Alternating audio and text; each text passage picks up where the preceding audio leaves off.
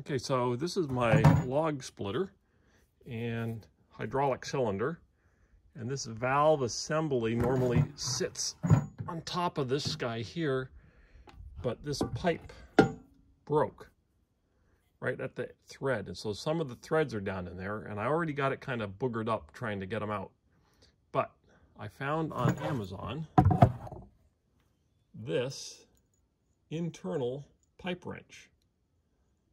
So let's see if I can get this thing to work. I'd never heard of an internal pipe wrench before. I can't go too deep because there's because the threads don't go that far in. Ooh, it's turning.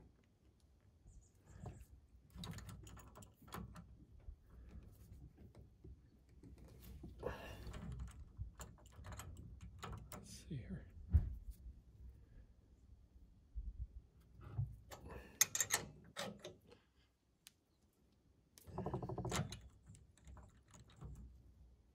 Let's turn some. Come on, it's gotta keep going. Yes, indeedy. It's coming out.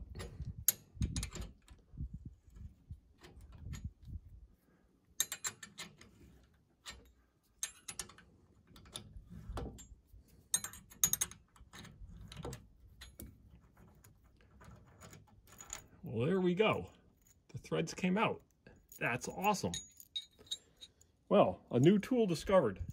The internal pipe wrench. Pretty cool. Now I've got a new pipe here, this is just ordinary plumbing steel pipe, but I've got a new piece which is made out of stainless steel. So I'm expecting it to last longer.